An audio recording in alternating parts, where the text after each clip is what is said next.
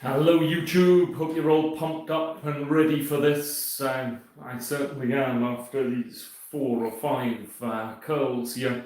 But no, in seriousness, today it's a big day because I've got 9 book summaries that I'm going to record, and you're going to get a few insights behind the scenes of what it's like making these. In addition, I'll give you some tips, but more to the point, if you want a sneak preview of these book summaries, you're in the right place.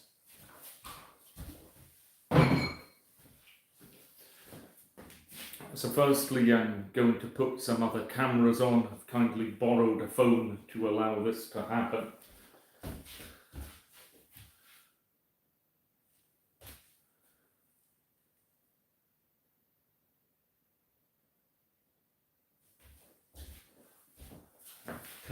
Testing. What I've done is I've borrowed an iPhone and I can't stand them, to be honest with you. So I'm uncertain if I'm actually recording. When I'm getting the test shot, I'm also checking that I'm actually in the picture.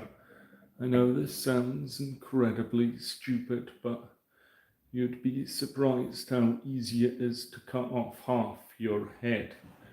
So we're away to start with book summary number 1.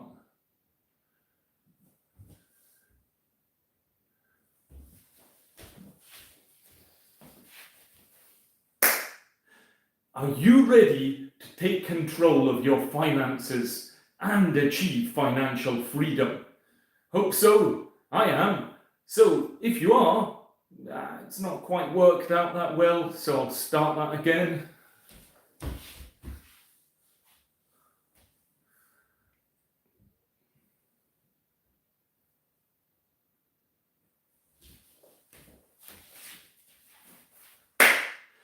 Are you ready to take control of your finances and achieve financial freedom?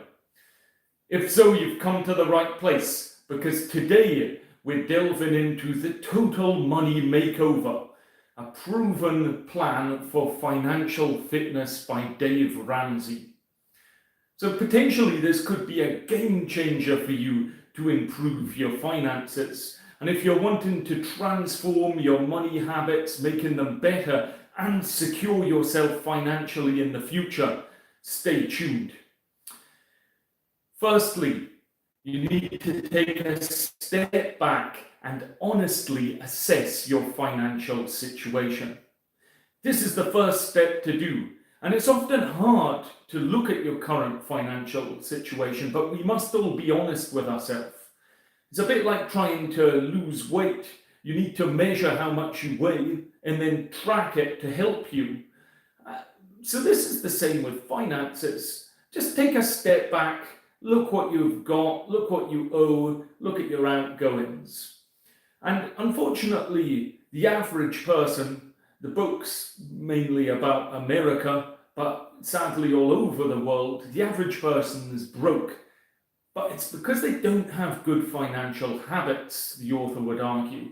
So it's time to stop fooling ourselves and start studying the habits that will make us all financially fit people.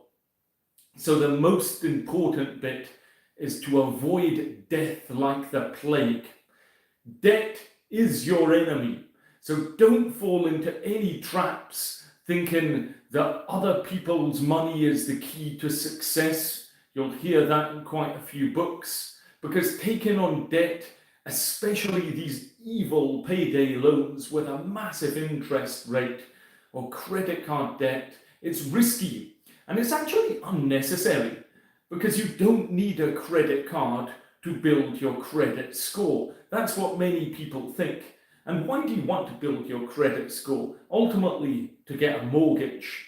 And what you don't want to do, particularly if you've got children, teenagers, is to get them to have a credit card, because that's the main slippery slope into debt, and it's hard to claw out of that. Smart money habits. Don't lend money to friends or cousins or co-sign loans, because if somebody can't get a loan on themselves, then there's probably a good reason for it. Banks objectively assess things. If you want to lose friends, please loan them money and try and get it back. But also, in terms of yourself, avoid taking out loans.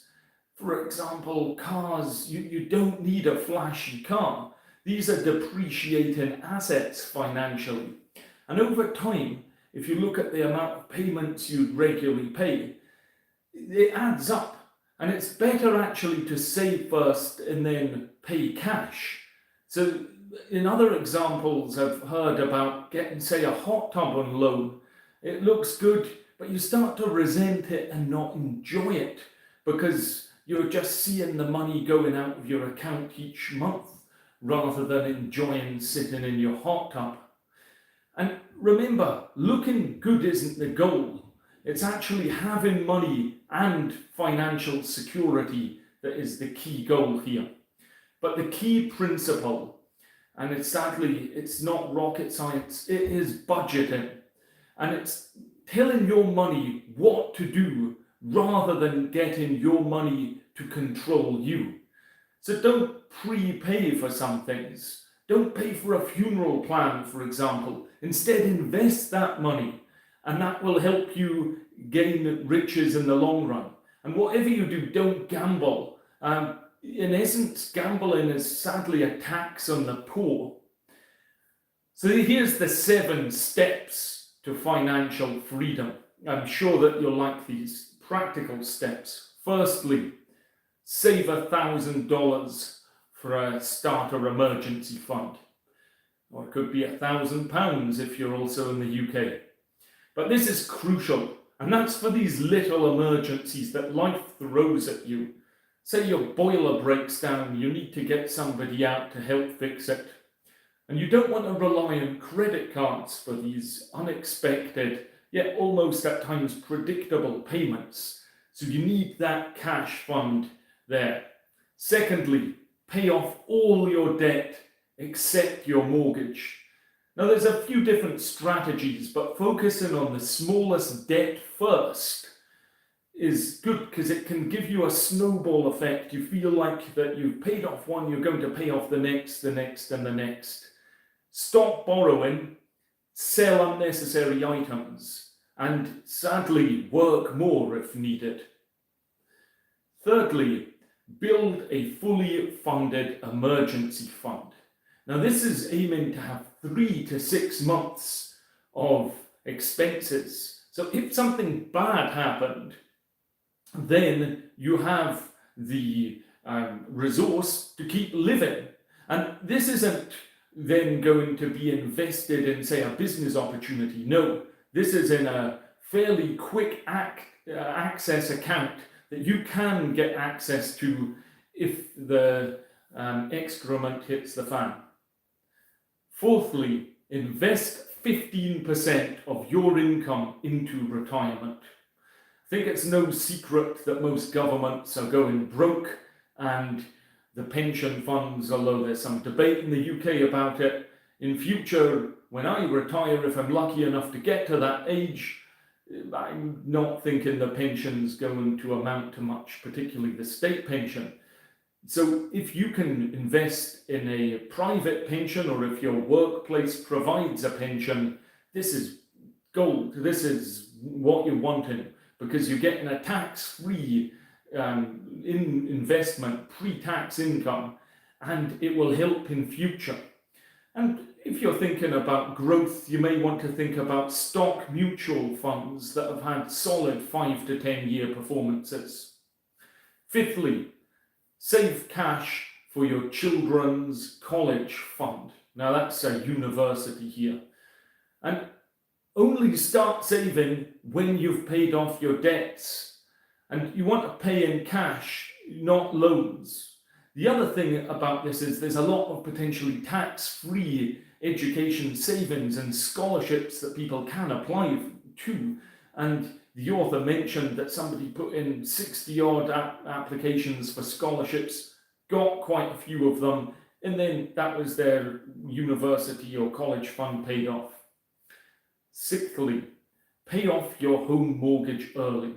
So you want both Avoid taking out larger mortgages to invest, which people will often say, oh, it's a good idea. But you want to also stay away from home equity loans, because if you look at a graph of paying off a mortgage, at the start, most of your payment is interest and a small amount is actually off the capital, assuming it's a capital and interest. And when you shift on, say, 15, 20 years down, if it's a 25-year mortgage, you'll see that then the same payments, most will be coming off the capital and only a small amount on interest. So if you can pay extra early, you're paying off the capital and you're going to pay it off early and potentially in even 7 years, the author claims. Seventh, the final tip is build wealth, invest, have fun and give. Because once you're debt-free, you can then start to enjoy your money. If you want, buy some expensive things because it's not going to hurt your finances much.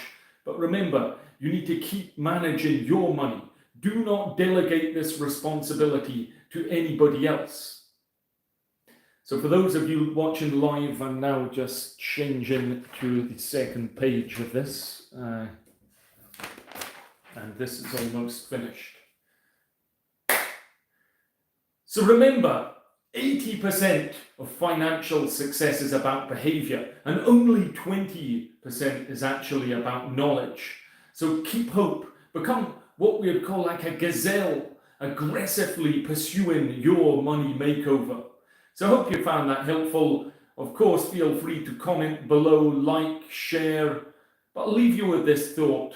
Wealth will actually amplify who you already are. If you're a good person, you'll do good things. I'm sure you're a good person for watching this far. So let's get that money makeover started and start to ultimately enjoy financial freedom.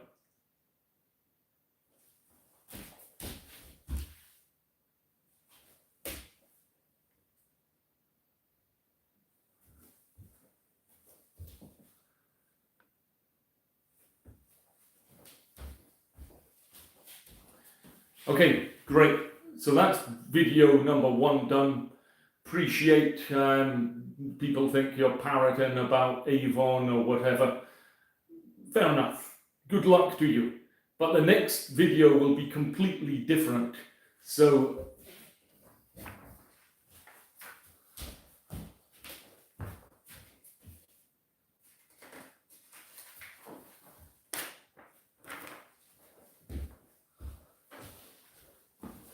this one is about manipulating people, actually.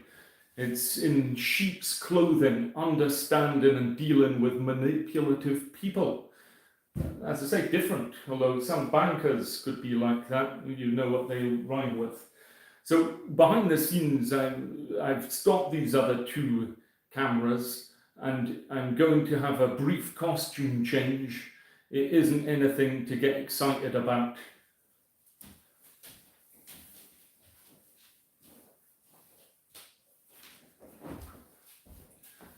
Hooray! And that's simply so that when the videos are being edited and uploaded and things, I can then say, okay, that jumper was for the first one. This t-shirt's for the next. I've got a stack of clothes over there. No spoilers, hey? All right. A similar thing. I'll tell you why I clap after this.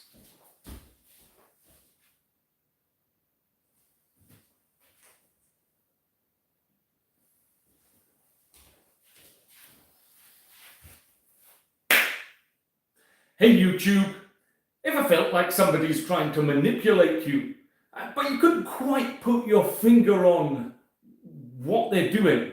Well, if that's the case, great. Well, maybe not. Let's start that one again.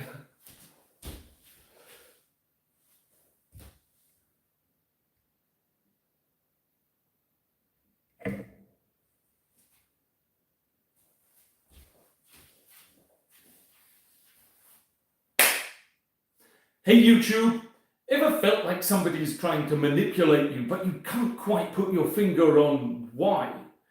Well, if that's the case, we're diving into this book about in sheep's clothing, understanding and dealing with manipulative people. And perhaps it'll give you some insights to understand why you were manipulated potentially in the past. Ideally, being able to spot them. So keep watching. I wasn't trying to manipulate you there. Let's start with covert aggression. What actually is it? And that's when somebody uses subtle, underhanded tactics to try to get what they want. And these behaviors can be so sneaky that you might not even realize you're being manipulated until it's too late. So most aggressive personalities aren't out to actually hurt you. They're out to win for themselves, because winning is their main objective. And if somebody gets hurt along the way, they may say, so be it. But just be aware, there's also some people who are actually sadists. These people don't just want to win, they actually gain satisfaction making other people grovel and suffer. So they get a kick out of trying to humiliate people and control their victims.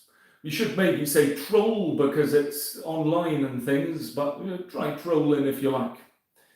But covertly aggressive people have quite a lot in common with narcissists. And it's because both types of personalities tend to actually have inflated egos and an unusual sense of entitlement. And they'll go about exploiting relationships. They can almost be emotionally independent and detached from what they're doing because they don't really care about others, how people feel. They're just interested ultimately in getting what they want. So I've mentioned covert aggressive people a couple of times. Let's go into that in a bit more detail. I've got 6 traits that you may think somebody's covertly aggressive. Firstly, they always want to win. Secondly, they seek power and dominance over others. Thirdly, they can be deceptively charming and civil. Fourthly, they can be underhand and vindictive. Fifthly, they have an impaired sense of internal breaks. And sixthly, they abuse and exploit their relationships. But here's a really interesting point. Covert aggressive people detest submission. That's when they're submitted. They don't really care about other people. And it's because they've never really learnt the value of defeat or submitting to a higher authority. And because of that refusal to submit, they actually don't learn from their mistakes. And this is arguably why people with this type of personality don't change, because they just don't see the need to change. So they rationalize their selfish actions, not only to themselves, but to everybody around them, and trying to justify their behavior, convincing others that what they're doing is okay, even when clearly it isn't. So I'll end on this. If you're dealing with somebody who fits this description, be very cautious. And understanding their behaviors can actually help you protect yourself and navigate these tricky relationships. If you do want to learn more about dealing with challenging people, check out this video, Surrounded by Psychopaths. Of course, don't forget to subscribe. I'll see you next time.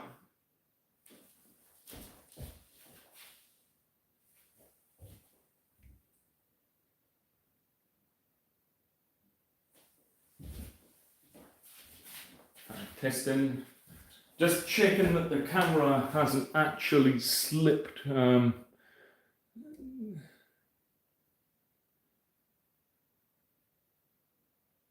It's okay. I think I may adjust it very slightly though.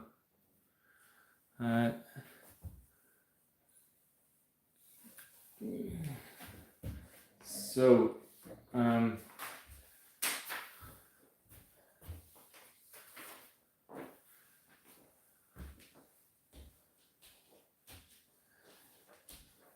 we've got a completely different book summary coming up next. Quite interesting. I genuinely don't follow the news or the media. It's got lots of negativity bias, so I don't actually know who many of these bear celebs are.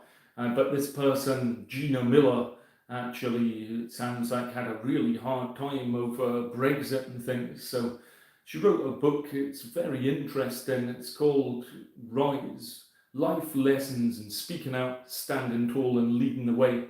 I've summarised it, but I'm not summarising most of what she's written down, because some of it's like, oh yeah, Brexit and things. I'm summarising the main points that people would feel useful if they were, or the things that resonated with me.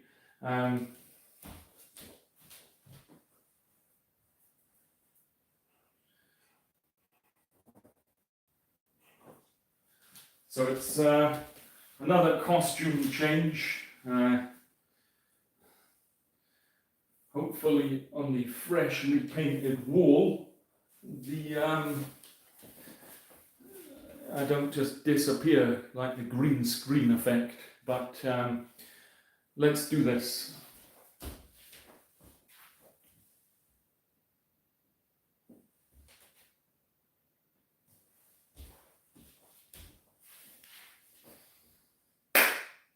Hey YouTube, ever wondered how to stay resilient in the face of adversity? Okay, that's when we start again.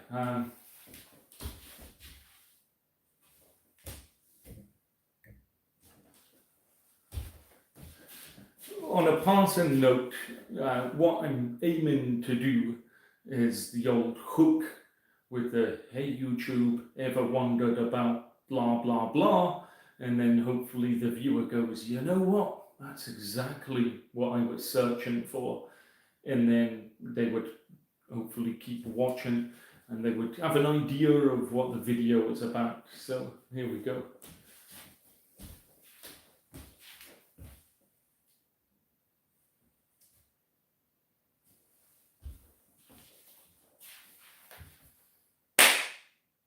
Hey YouTube, ever wondered how to stay resilient in the face of adversity? Well, what to do is repeat that live a few times and then maybe you'll learn it.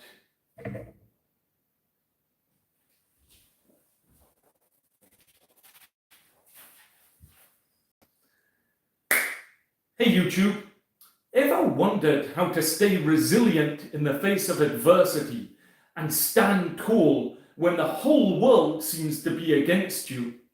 Well, if that's the case, diving into this interesting book by Gina Miller will give some powerful life lessons that could help you. So the book's called Rise, Life Lessons and Speaking Out, Standing Tall and Leading the Way. So if you're wanting some inspiration, stick around, stay strong, lead with integrity. This is for you. I think I'm going to redo that bit and miss that out. It sounds too cheesy.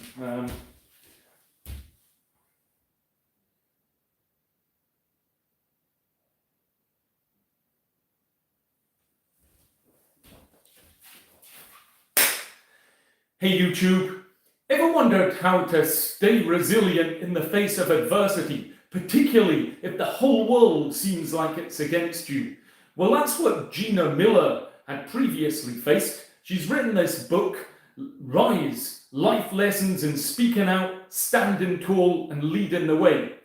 So I'm going to summarize the powerful life lessons from this. Before we dive in, let me quickly talk about who Gina Miller actually is. Well, she's a British businesswoman and activist, best known in her role for challenging the UK government on constitutional matters relating to Brexit. And she then faced this intense public scrutiny, racism, criticism, but she stood firm in her beliefs, making her, some people would regard, a true symbol of resilience and courage. So I'll give you one powerful insight. Bullies often act out because they have their own insecurities. And understanding this can help you stay calm and composed when you face opposition. Now, Gina really did emphasize the point throughout this book about the importance of doing what you believe is right. Okay, other people might disagree, but what matters most is that you're staying open. You can listen and debate with others, and your opinion can change over time. That's part of living. But it's doing what you believe is right. And trust also the feedback you get. You want to get feedback from close friends, family, people who understand your true persona. So you don't want to waste energy trying to win over strangers, especially if the press is against you. And remember, some people will unfairly hate you, and that's okay. As a slight divert, they often would say that 3 out of 5 people you could influence to like you or dislike you, a 5th will like you, and a 5th will dislike you.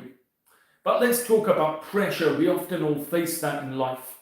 When things get tough, it's easy to act impulsively. But instead, we must stay controlled and composed.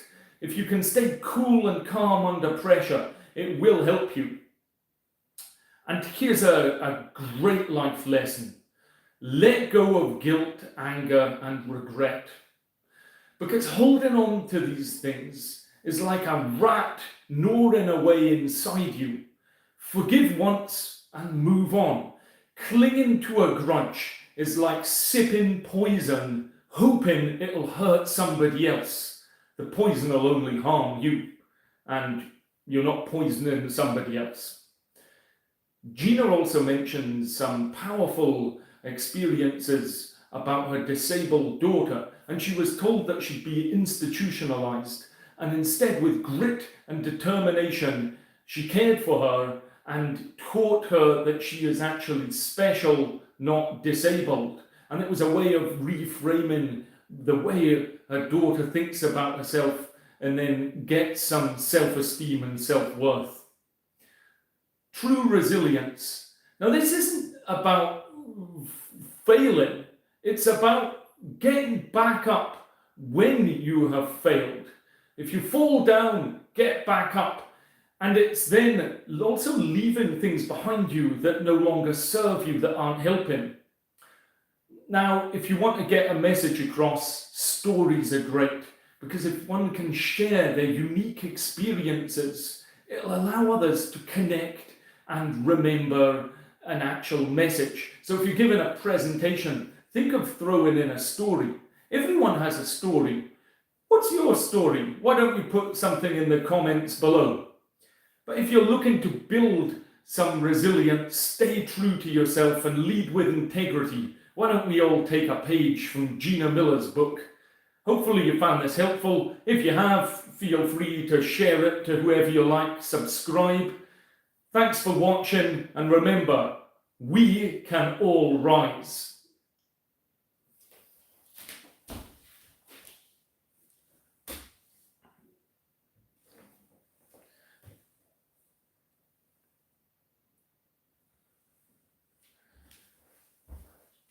Okay, the "we can all rise" bit was extremely cheesy, but c'est la vie.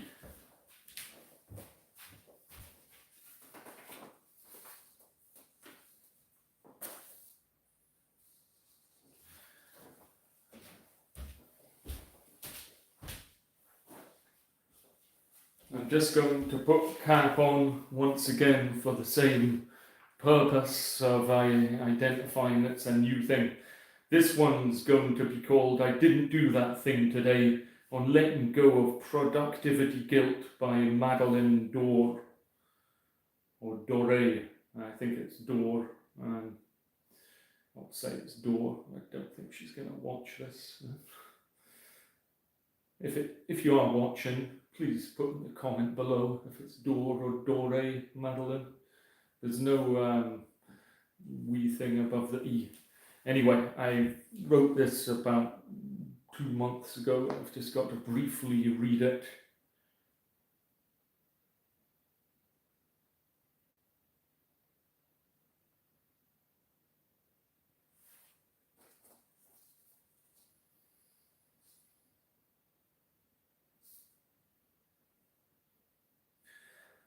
Or maybe I should engage in more storytelling. The difficulty is try and keep the videos brief, as succinct as possible, and some of the books are pretty big, so I don't want to give too many things that are relevant.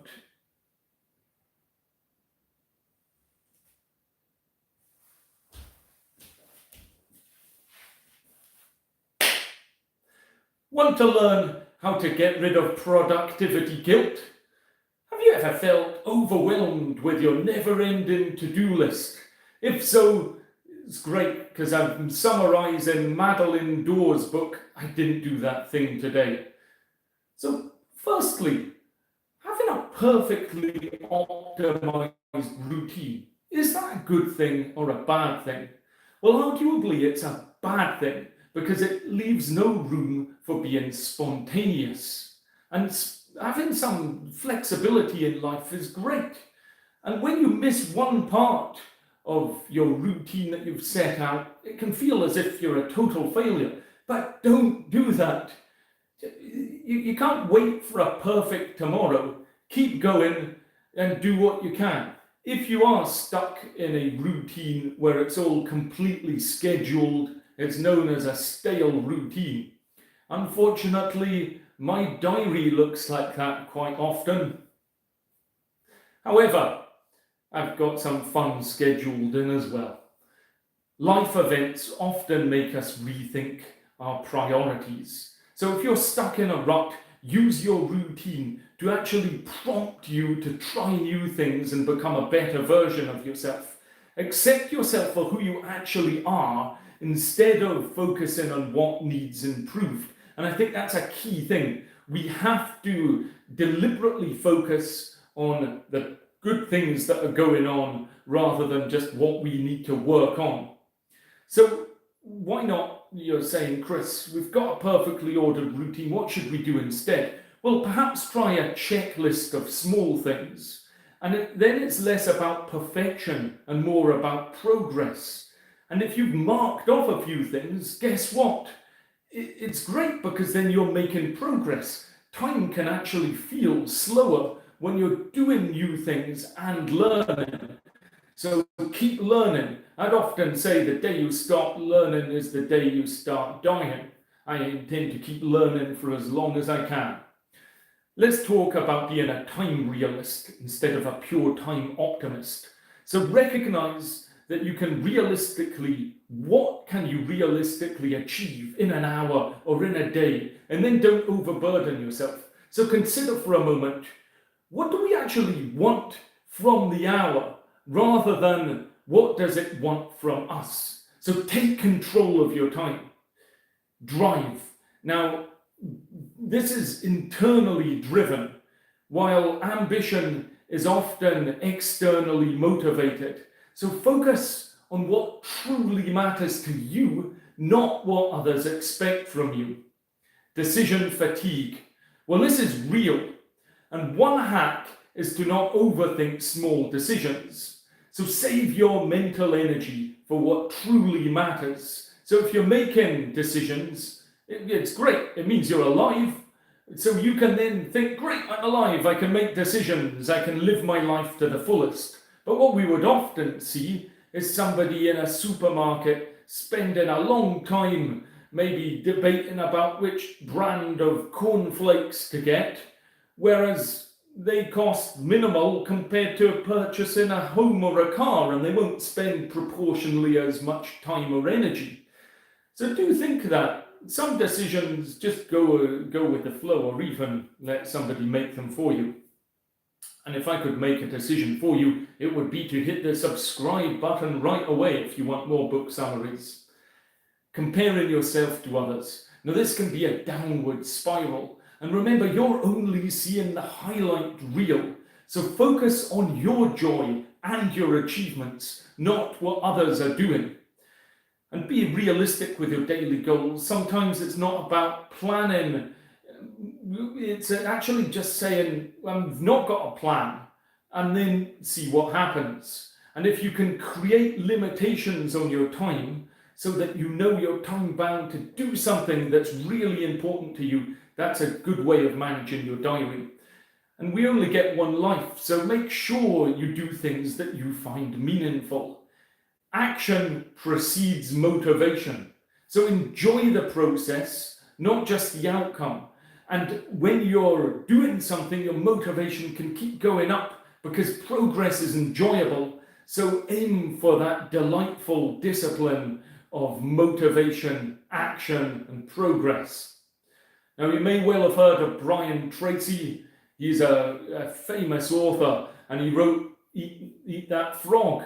And he actually retweeted one of my tweets once. Nice guy. But with eating a frog, the concept of that is in your day, you do your most difficult task first. So it's not burdening you and you're thinking, oh no, I've got to do that thing. But there's another way you could argue it. You could say, well, I'm going to start my day with something that I really enjoy, getting you in a good mood, boosting your productivity potentially for the rest of the day. So protect your attention. You can only focus on one thing at a time.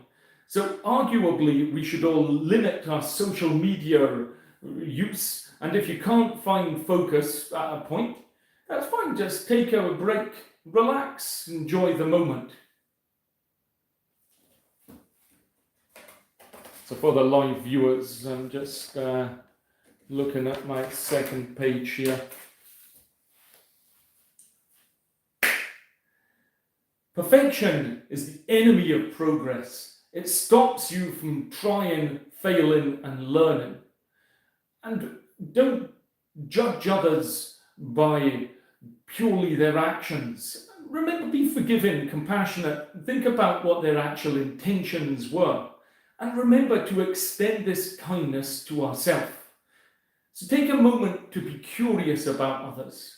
Be kind, and after all, if you came back after dying, you'd love every moment, even these mundane moments.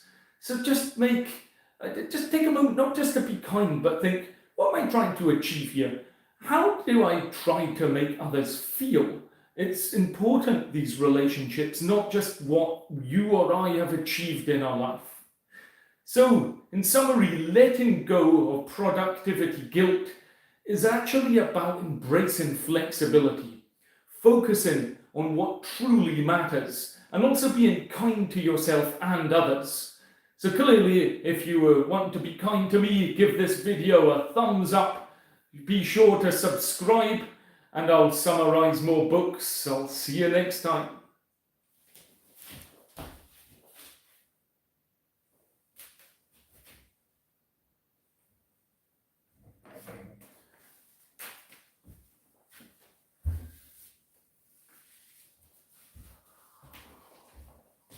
So we're getting there. Thanks for those watching live.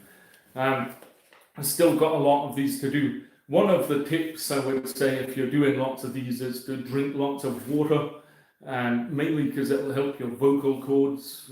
It's a really good thing. I actually did do a video a while ago, I think in COVID times when everybody was wearing masks, and it's about managing your voice. Feel free to search my videos for that.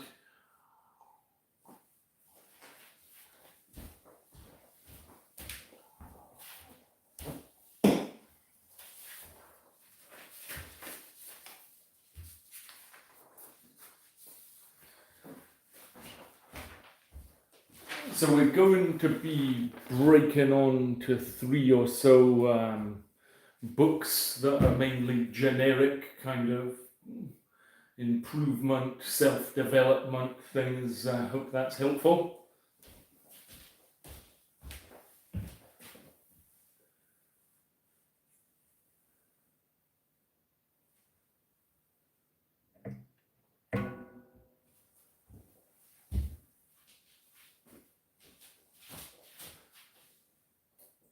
So the next costume change coming up, bought specially for this channel.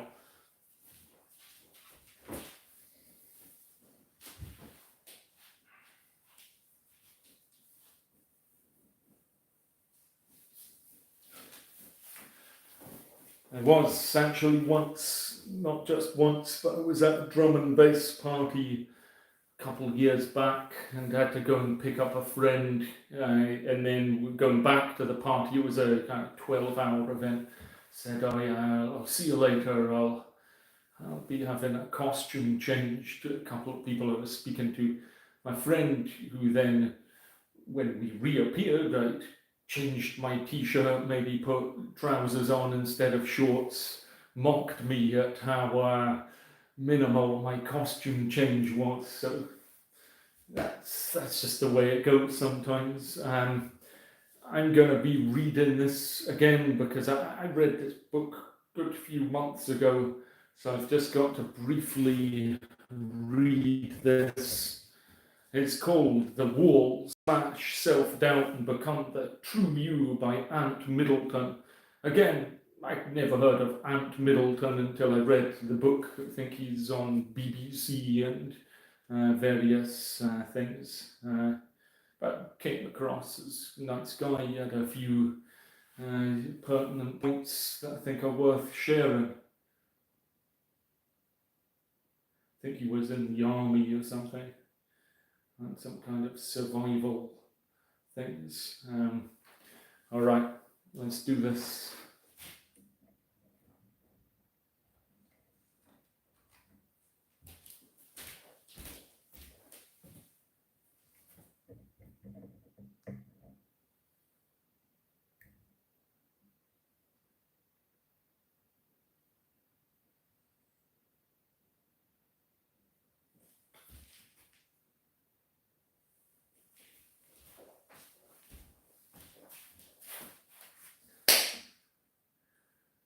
Hey YouTube, do you know that book, The Wall, Smash Self-Doubt and Become the True You by Ant Middleton?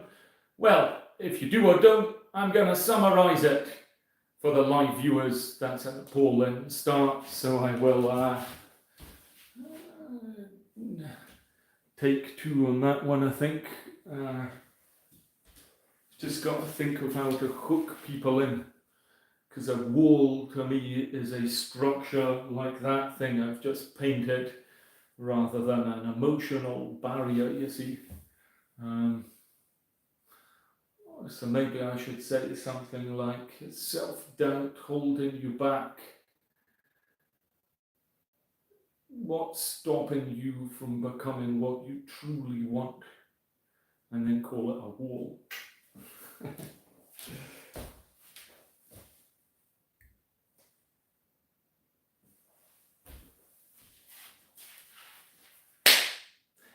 Is self-doubt holding you back?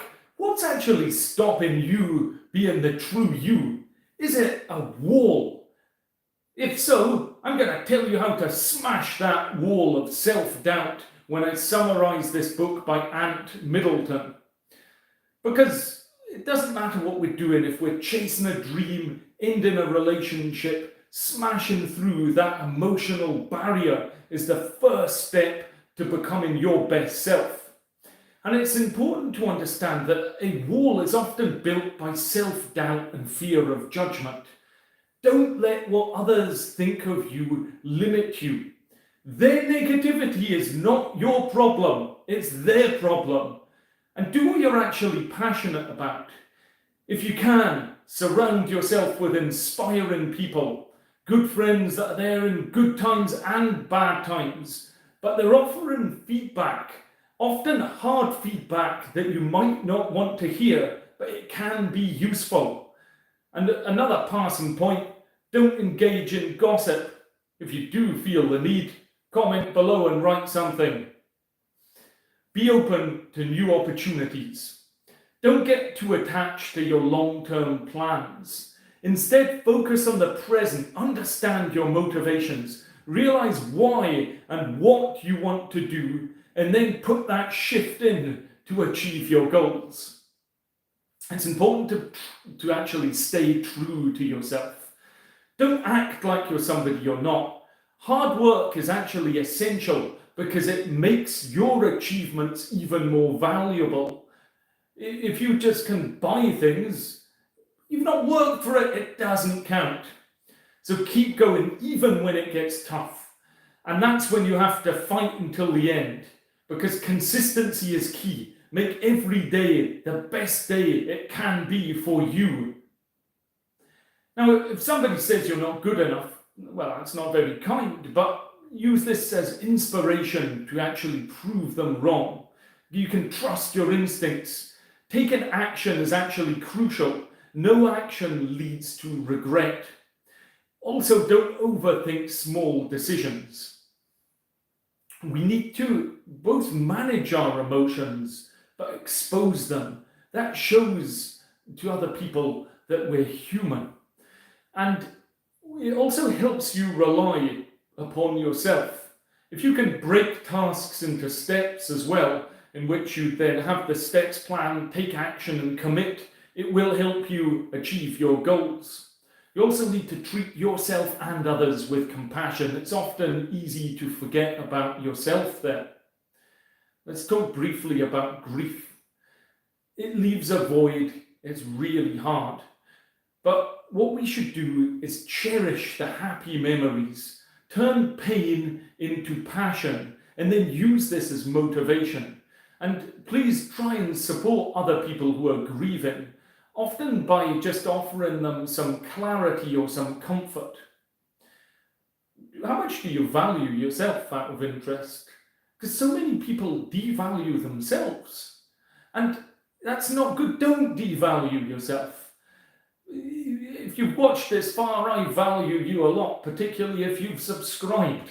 But no, the journey is more important than the destination. So if you've got old cycles that you're trapped in that aren't beneficial to you, make small changes. Physical change, going to the gym, doing workouts, that can lead to psychological change. And then that can boost your motivation. So stick to your commitments, especially with an exercise regime. Now, you may have been fortunate enough to go to school and things and learn a lot in classrooms. That's great, but you need to combine this with real-world experience. And try to deliberately switch your focus from negative to positive outcomes. And measure success against yourself, not against others. Today I saw somebody on YouTube, their channel's blown up. Good for them. Mine hasn't yet. It would be great if it did, but I can only do what I can do, and good for them. It would just comparing myself to somebody else who's doing better isn't helpful for anyone. And just aim to achieve what's important to you. For example, today I'm wanting to record this video. That's what's important to me. If it goes out, nobody watches it, it's a shame, but I've still put my shift in. Keep the standards high. Aim for progress, not perfection. And it's important also when we see ourselves not to restrict ourselves to one role. That could be father, doctor, like whatever you want. But it's actually that you've got lots of different roles in life.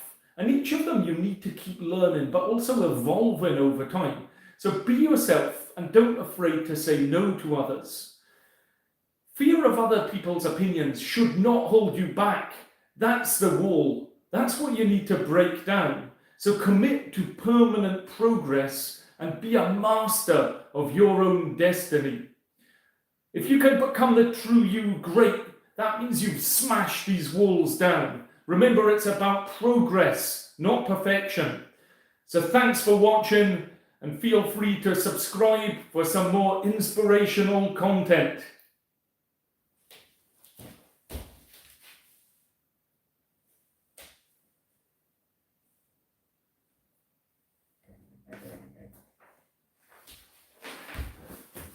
So, behind the scenes, what goes on is that cameras run out of batteries and things.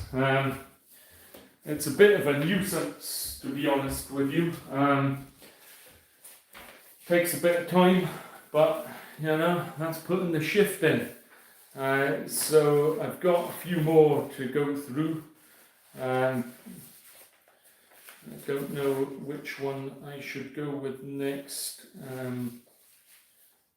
Okay, there's quite a lengthy one by some lady I've never heard of again. Might as well go with that. This is what I was just mentioning about comparison. This isn't the person, but Lilly Singh. Shout out to Lilly Singh. Have you heard of her? A famous YouTuber I'd never heard of. I read a book, quite liked it. It's called How to Be a Bawse, A Guide to Conquering Life by Lilly Singh. A Bawse spelled B-A-W-S-E.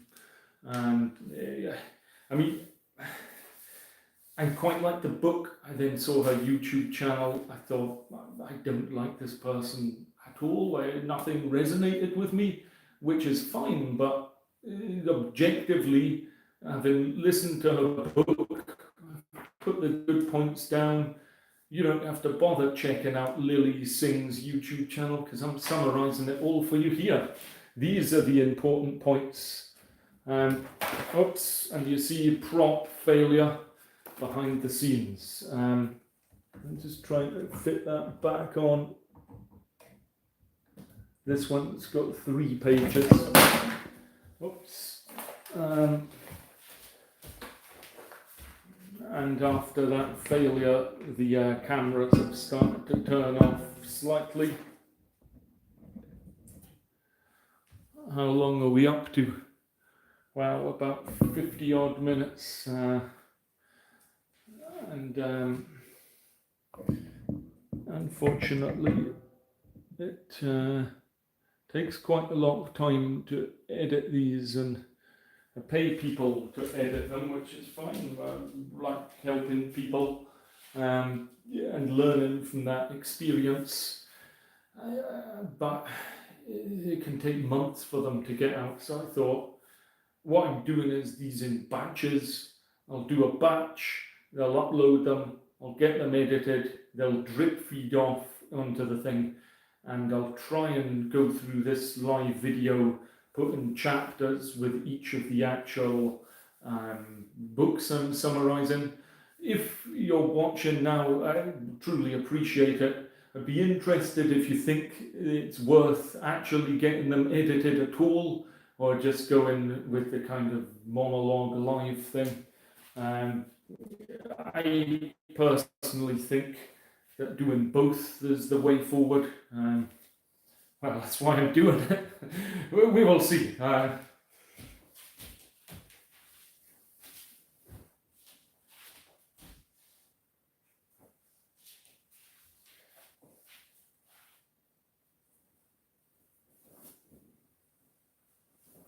So I'm just getting ready for my next costume change. Wow, done and dusted, eh?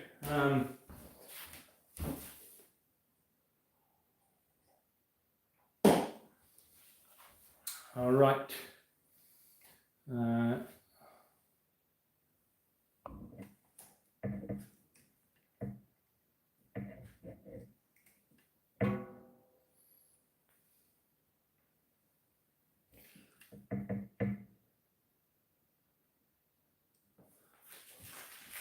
When that thing fell off, it moved the camera, so testing.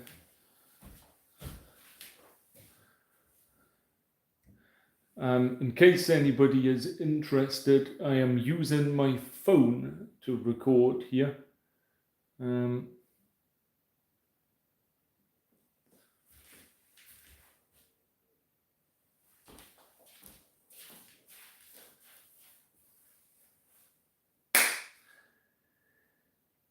You want some actionable tips to conquer your life? Great, because I'm summarising How to Be a Bawse, A Guide to Conquering Life by Lilly Singh. Purposeful living, that's the key. You can only control yourself, so focus on your reactions and don't let other people push your boundaries. So to do that, you have to master your thoughts. You'll say, hey Chris, how do I do that? Well, there's 4 ways. All right, I'm going to start that again. Don't know if I should say who Lilly Singh is, or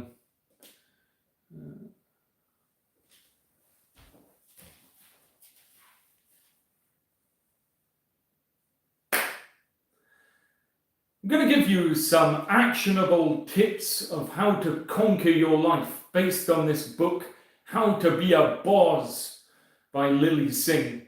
She's a famous YouTuber, but my YouTube videos are clearly better and less popular. All right, let's start that one again. They are though. I think a demographic. I suspect her demographic target audience is kind of like 12-year-old girls, which isn't mine.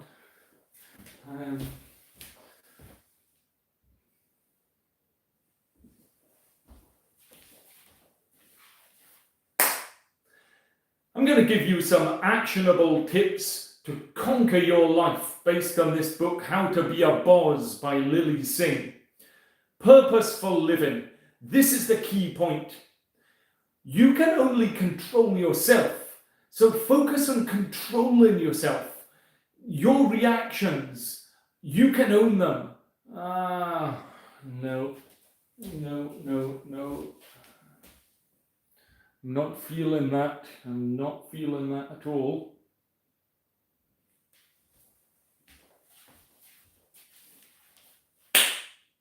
I'm going to give you some actionable tips to conquer your life based on this book, How to Be a Bawse by Lilly Singh. The key point is purposeful living. We can only control ourselves, so we need to take ownership of our reactions. Don't let other people push your buttons. And to do that, we need to master our thoughts and control them well. The way to do that is simple. There's 4 steps. Firstly, understand other people's perspectives. Realize that they might just be having a bad day. Their negativity is not a reflection on you. Secondly, self-worth over opinions. Should other people's opinions actually impact about how you feel yourself? Absolutely not.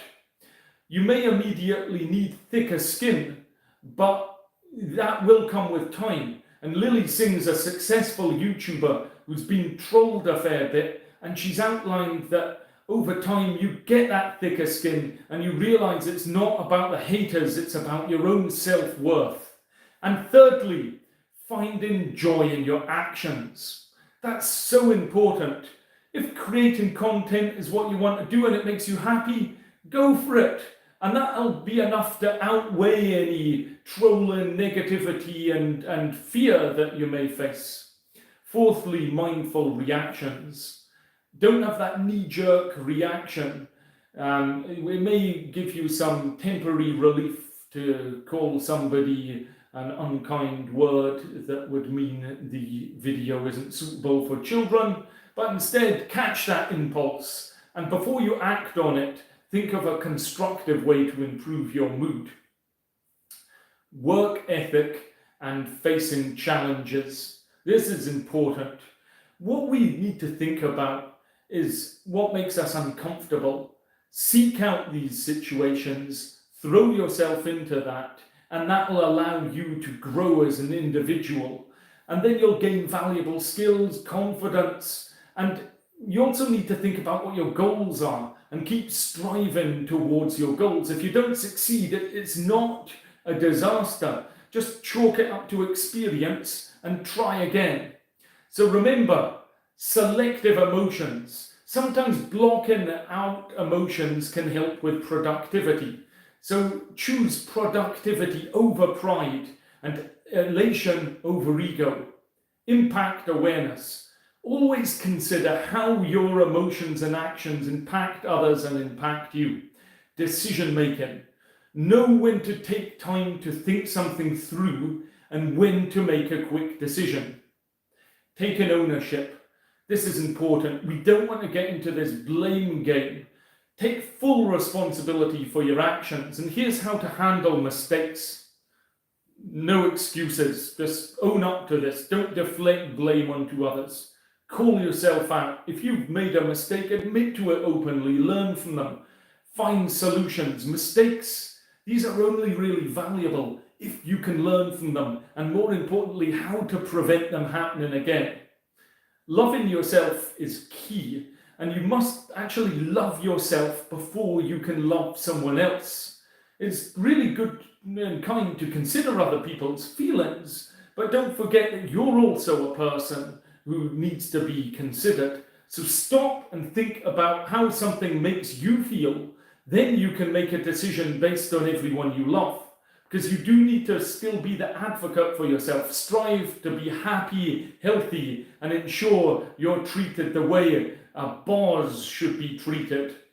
You're maybe thinking, what the heck's a Bawse, Chris? Is it not a boss? Well, it's a slang term for the word boss, and it stands for badass women slaying every day. So that's not really me, is it? Well, we'll just say it's boss from now on, shall we?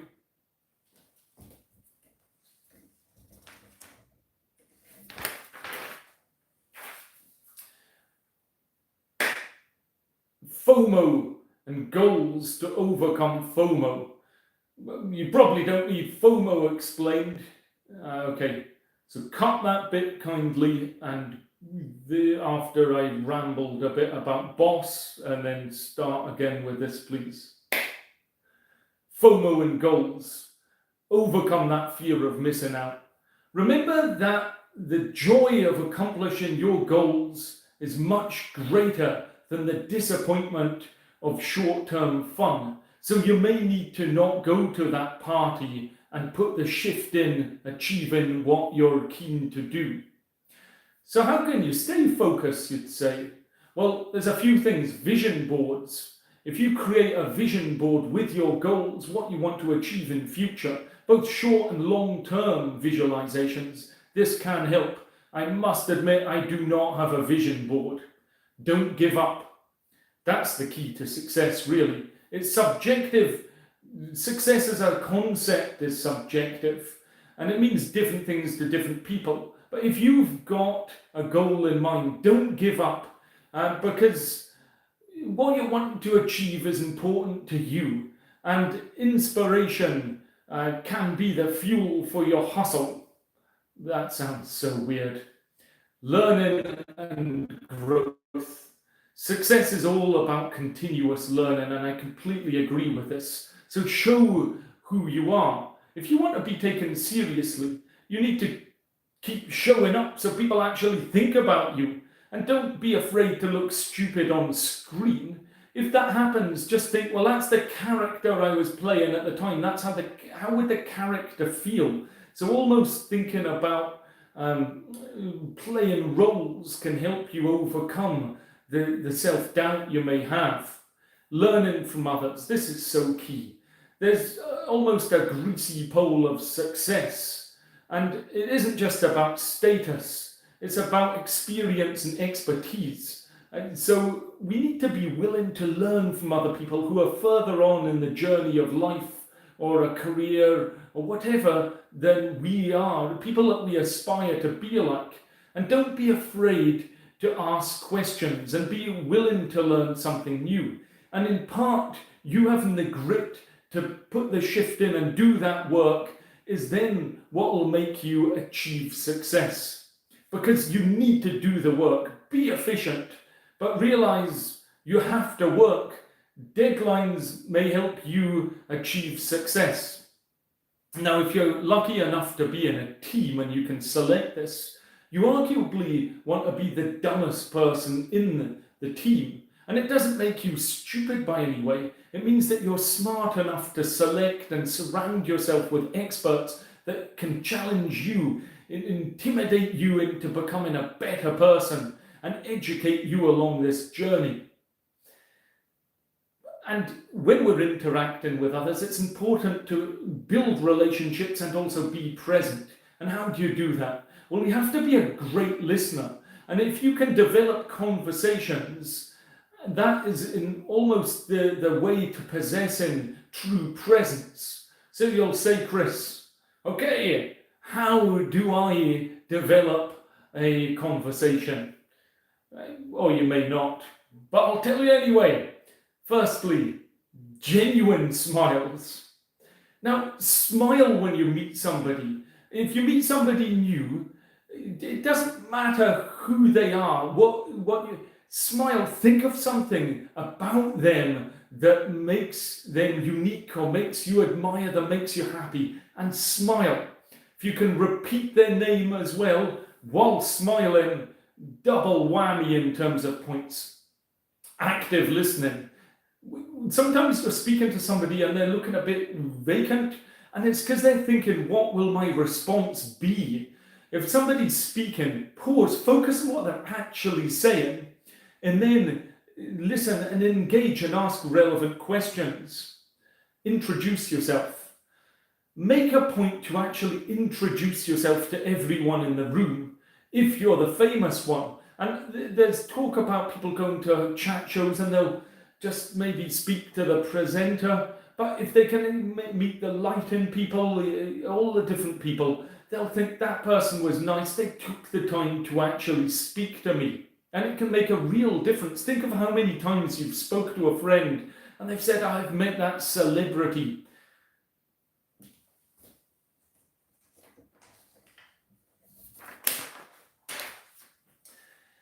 Confidence and environment. We need to all walk with confidence, but we also need to create an environment that we can actually thrive in. So always remember, don't get overly inflated with your ego. You need to stay grounded. There's always somebody doing better, a higher power that can throw you down the greasy pole of success. But we need that foundation for success, because somebody may reach out and say, oh, you're a famous YouTuber with 1 million subscribers, share my things. And if they do that, it may not help the other people because they've not worked hard building their own strong foundation and the skills necessary to handle that success. True success is really built on that strong foundation. And I genuinely wish you the most success in whatever you aim to achieve in life. I hope you found these tips helpful. Feel free to give it a thumbs up, subscribe for more life-changing content, and feel free to comment below if any of these tips have resonated with you. So go out there, be a Bawse or a boss, and conquer your life.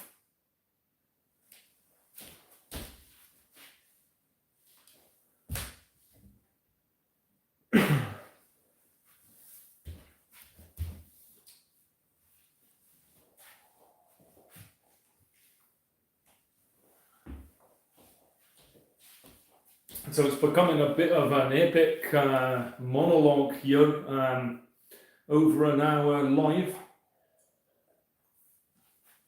I suppose what takes the time is reading the books in the first place, writing them up. The filming's kind of the easy bit. If this wasn't all about to fall apart, I would show you the setup. I've got 2 cameras, 2 lights, a light up here, a microphone, another microphone. I'll do that anyway at the end, I'm sure. Is that a good incentive to keep watching, hey?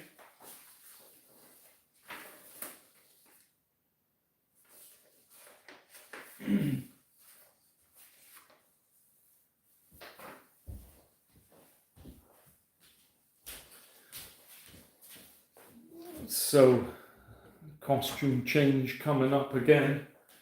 I think I'll just bung the hat back on.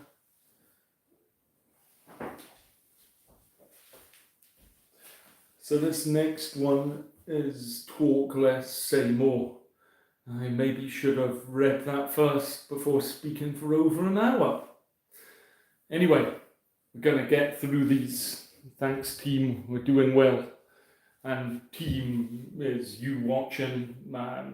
There are no lighting folk for me to introduce myself to, as I just said in the last video.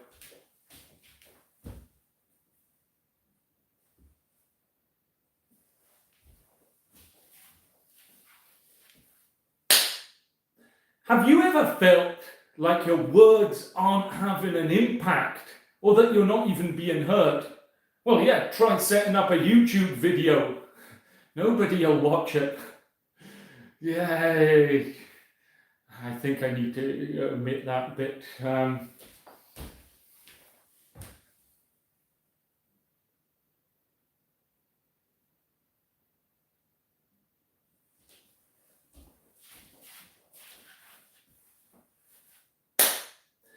Have you ever felt that your words aren't having an impact and you're not being heard?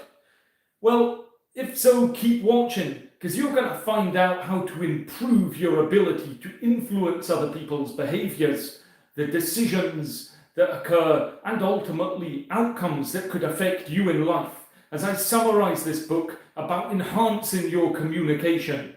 Talk less, say more. 3 Habits to Influence Others and Make Things Happen by Connie, Dieken. I was quite happy with that, but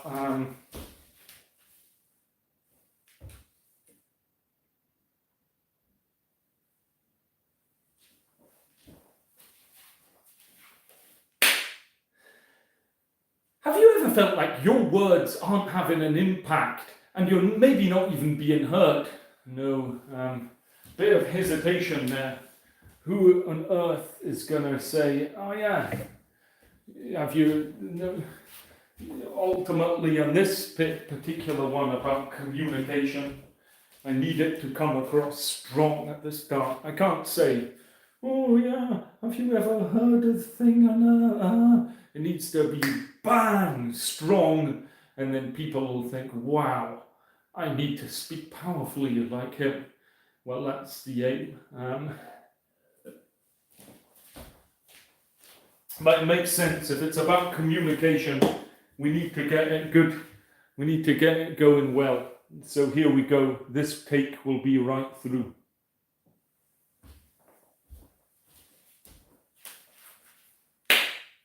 Have you ever felt that you're not being heard and that your words aren't having the impact that they desire? Okay. I did say I would just do it there. They deserve or desire.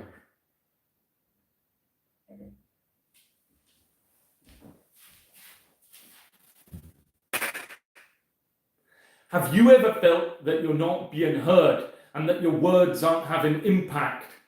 Well, if that's the case, you've come to the right place, because I'm going to summarize this book that could help you enhance your ability to influence other people's behaviors, their decisions, and outcomes that may even affect you. Because I'm summarizing Talk Less, Say More, 3 Habits to Influence Others and Make Things Happen by Connie, Dieken. The key message, the 3 things are connect, convey, convince.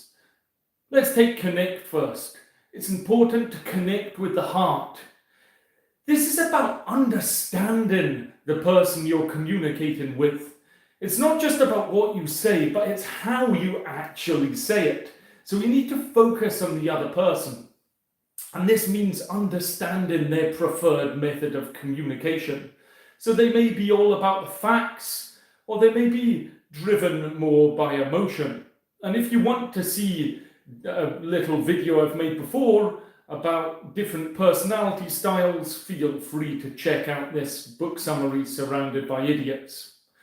But a great tip is then to actually adapt your style to the person that you're communicating with. Imagine as if you're dealing, I'm going to have to start again. The reason I am starting again, I was happy with that. But basically what it said was blah, blah, blah, here's a video, instead of blah, blah, blah, blah, blah, towards the end, here's a video. You see what I mean?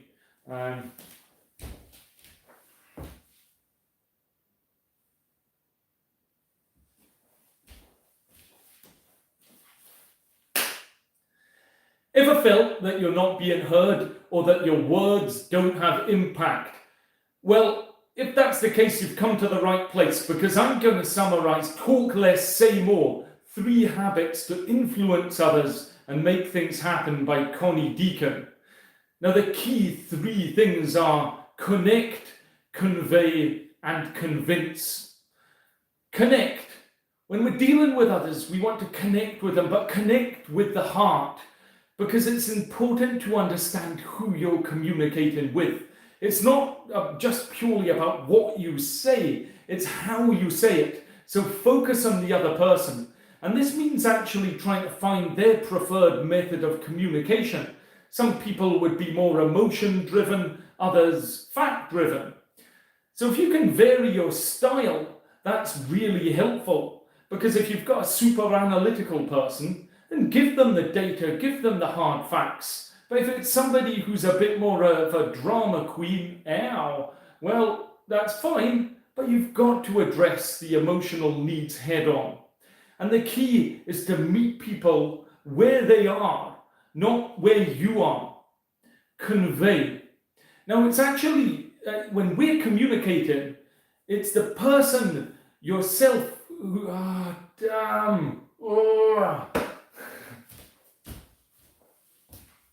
Not sure if I should keep the drama queen bit in.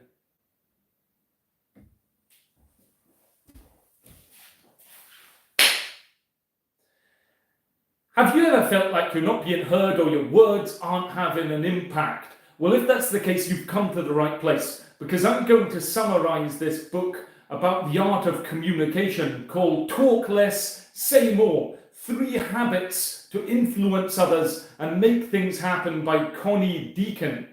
Now, the key message is connect, convey, and convince. Connect. When you're communicating with other people, you really need to get communicating with the heart. And this means understanding the other person that you're communicating with. Understand them as an individual. It's not just about what you say, it's how you say it. So you want to focus on the other person. And this also means understanding their preferred method of communication. So for example, if somebody is super analytical, give them the data, the hard facts that they want.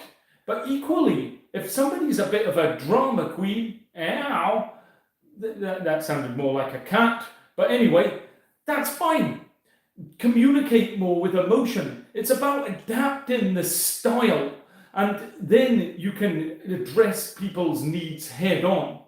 So the key is really to meet people where they are, not where you are. Convey.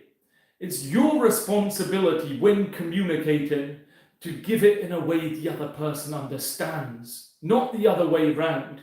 And this actually means that you have to actively listen to what they're saying to make sure that they've understood it. And one powerful technique is simply to rephrase what the other person has said as it's a question. And that's something we would often do in general practice. We'd summarize back to somebody what they've said, which ensures that both I understand it as a doctor, they understand it as a patient, and we're both on the same page.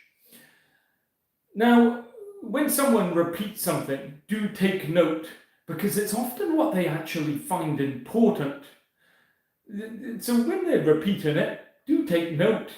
And also, if you want to subscribe below, please do. I may say that later. The fact is, we want to be present. Don't race ahead in your mind. So if somebody's asking a negative question as well, don't take it personally. Instead, be open. It could just be a sign that they trust you enough to voice their concern, so it could be a good thing. Now, we all deal with difficult people, but there's an interesting strategy about giving them choices. This actually allows them to calm down because they may feel like they're in control. And when giving anybody choices, you may want to give them in sets of 3. In which the first option you provide is the one you want the most. So do please subscribe. The least preferred option is second, don't subscribe. And the last would be the second most desirable one, which would be like the video. But please share it, But the point is, you can influence people by giving them decisions and also empower them. And if you can summarize something, that'll really help them because they will understand they're communicating with you and you understand the issue.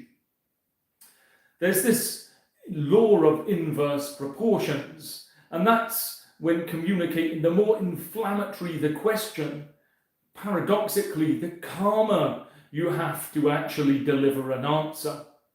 Now, anxious people are sometimes waiting, expecting to hear something, and they're more focusing on what they expect to hear rather than what was actually said. So they're people at times who it's worth asking to repeat back to check that they've understood what has been said. And once again, receiving criticism, feel free to troll below. But we have to consider the intent behind it. We may want to ask for clarifications, but also learn from it and thank them. And it shows a maturity and a willingness to learn. Communication is key, and it's key that it's delivered with candor. And that's being honest, clear, but also kind. We don't want to sugarcoat facts, but equally we don't want to just demoralize the other person. So we want to ensure there's a culture that in our workplace, for example, or our personal life, that keeps people connected and speeds up progress if it's relating to work, for example. And this is about giving and receiving direct, timely feedback that empowers other people rather than deflates them. Now, convincing. This is perhaps the most crucial habit. You want to influence others? Sound decisive. And the language of leadership, if you can use it, that is decisive, and if you can speak with confidence, people will be more likely to follow what you say.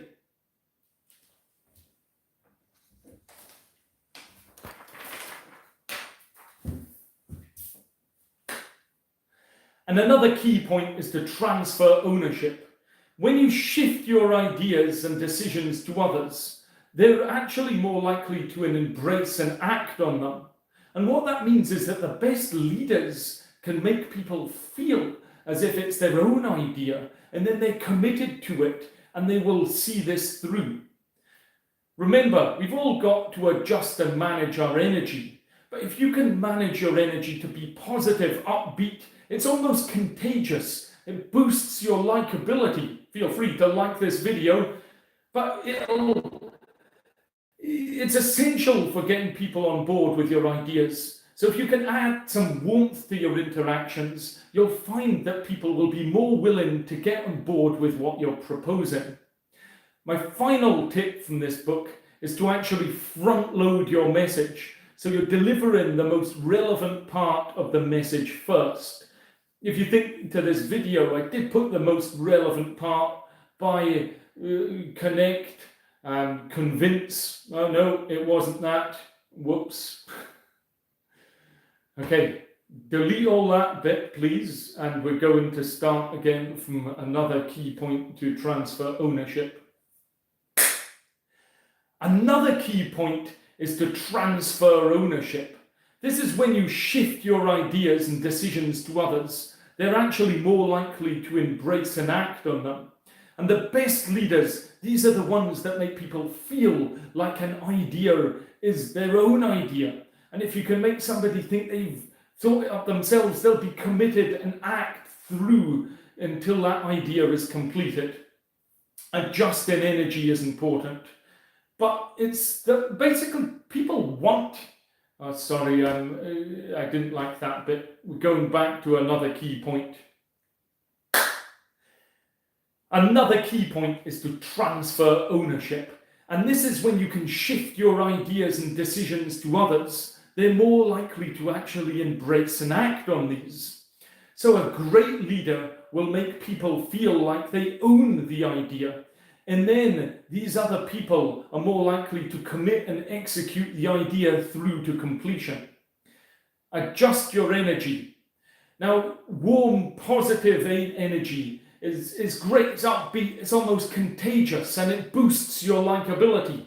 Feel free to like this video, but it's essential for getting people on board with your ideas. So if you can add some warmth to your interactions, you'll find that people are more willing to commit to what you're proposing.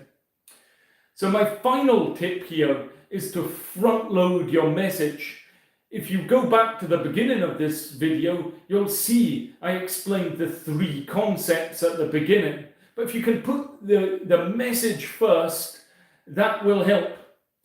A few minor tips: avoid sending heated emails under the influence. It's more under the influence of like rage than drugs or alcohol, but don't do that either.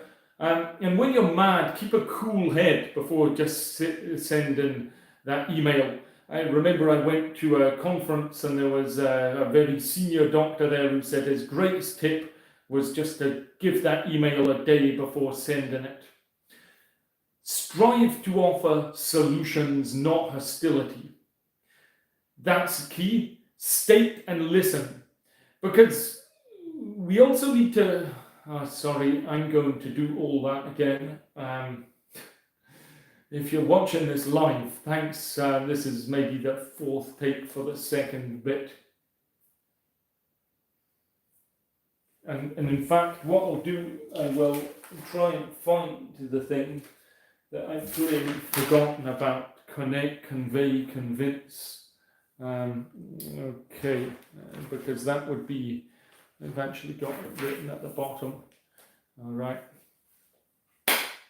Another key point is to transfer ownership. When you shift your ideas and decisions to others, they're more likely to actually embrace them and act on them.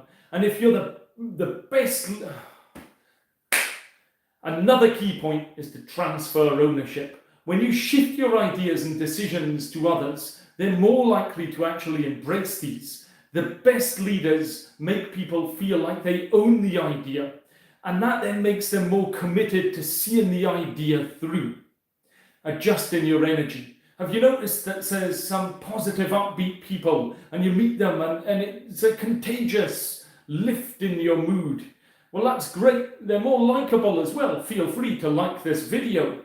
But they're also more likely to get people on board. So if you can add warmth to your interactions, you'll find that people are more willing to commit to your ideas that you're proposing. It's also important to front load your message. People lose interest. So if you've looked at the start of this video, I've mentioned the 3 ways: connect, convey, and convince. A slightly off-topic tip is about sending emails. Don't send them under the influence, and I'm not talking about drugs and alcohol. Probably not best to send them under the influence of drugs and alcohol anyway, but if you're mad, if you're annoyed about something, don't send a kind of hot-fingered email. Instead, you want to have a cool head before hitting a send button. And I went to a medical leadership management conference once, and the senior doctor said that was his one best tip for a career, in terms of don't send that email, leave it a day, then send it. In general, what we want to do as individuals is strive to offer solutions, not hostility. With communication, state something and then actually listen. And do make that effort to be tolerant of other people's viewpoints. Do you have any views on what I've said? Hopefully you do. If so, feel free to comment below. And I think that's the key thing about communicating effectively. It's not just about talking.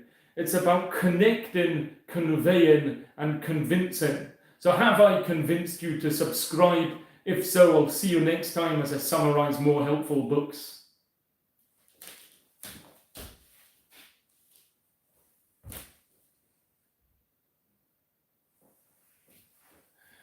Okay, so that one was becoming a bit tough, to be honest with you. I can't, yeah, that one was, well, we're getting there, guys. This next one looks like it's a short I've made. It's about self-talk. Oh yeah, this was quite a basic book. Learn how to use positive self-talk to control anxiety and live a happier, more relaxed life by Beverly Dore, Flaxington.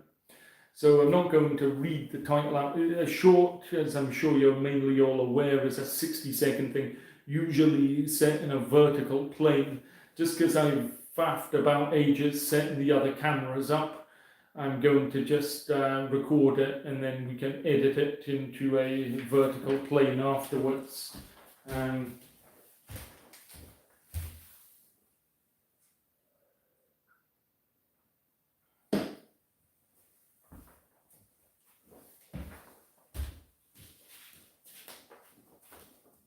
And I almost forgot I need to have another costume change, eh? This thing's fallen off again.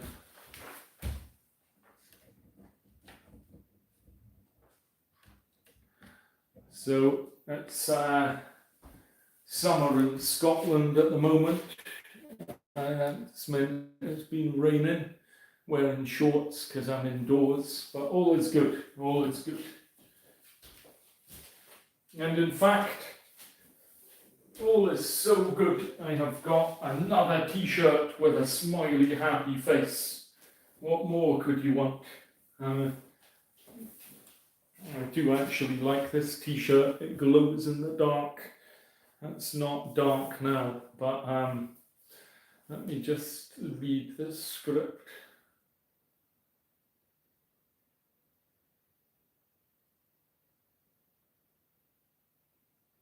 This is a really swift one, but it is so important about self-talk, and genuinely, this is gold dust advice.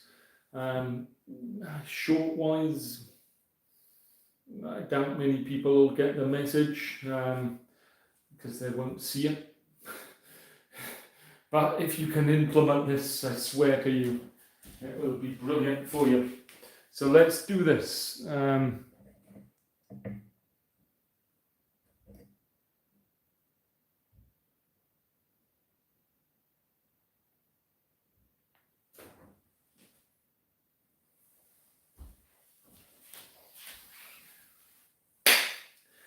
Realize that your self-talk is not set in stone. So take a moment.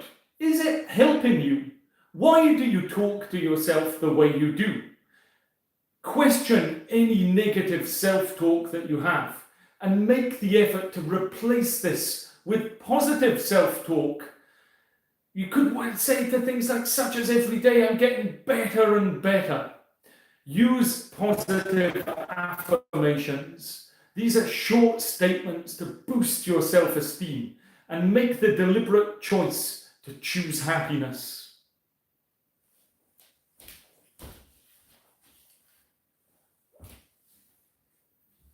Okay, my negative self-talk was telling me I could have done that a bit better, to be honest with you. My difficulty is I found with shorts in the past, you then maybe take ages doing one take, another take, another take, and then you've got 8 takes that all look exactly the same. And but what do you think? Let's go with it again. Second take. Here we go.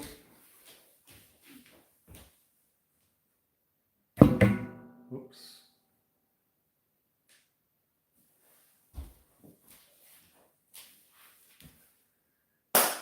Realize that your self-talk is not set in stone.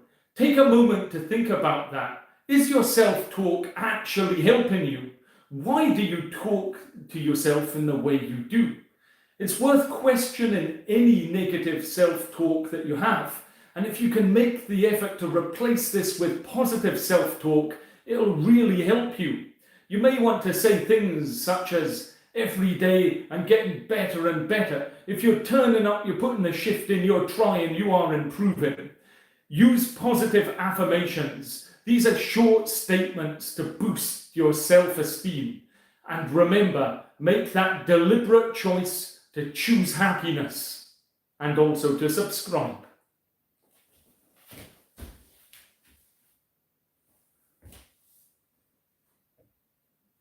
Yep, much happier with that one. Glad I did that one again. You may wonder about these scripts that I'm reading from. Although it's written out like a full script, I'm not just going in and reading it like, I'm gleaming from it. I'm trying to read it as most of the stuff I'm saying, but there's a bit of give and take. So it's a bit like if you're doing a presentation, you maybe want a bullet point up. If you know what you're talking about in that bullet point, you don't need to read it word for word. So that's what I'm aiming to do. Saying that, I do have 21 lessons for success that I'm going to do shortly, and I will need to read that word for word, partly because I can't remember them, and I certainly can't remember the order. But I've made all of these scripts myself after reading the books and things, and therefore I've put the shift in to know the content.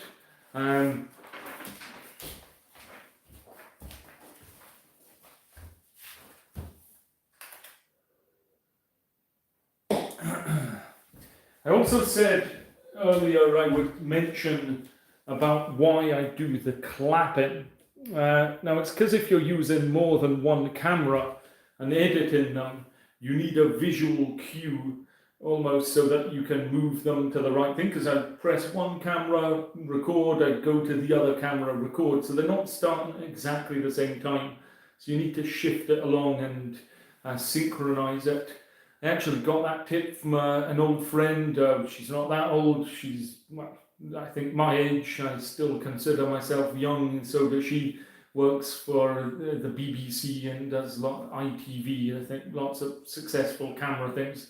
So somebody like that, if they're giving me advice about how to improve my YouTube videos, I'm listening to them. So that was a good one. Thanks, Ali. I doubt you're watching, but thanks so much.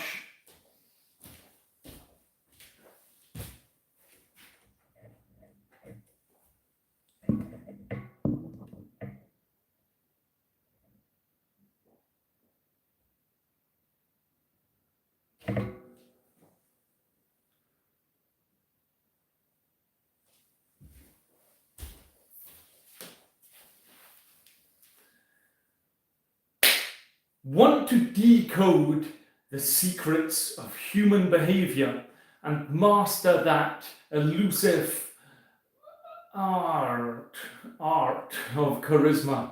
Well, that's not how you do it, but that's how you get through take one and move to take two.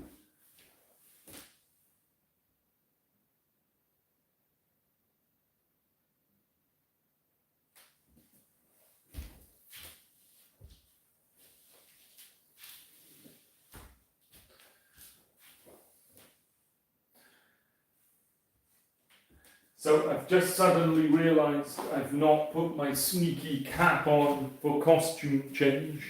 That would have been not good, because I would have assumed the last two videos were just failed takes for this one, which is called Q's Master the Secret Language of Charisma Communication by Vanessa Van Edwards.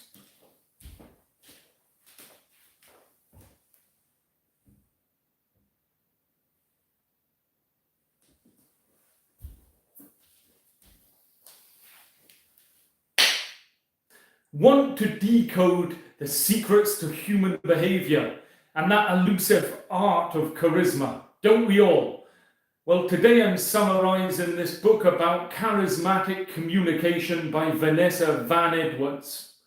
And I'll give you this key secret. This is the magic formula.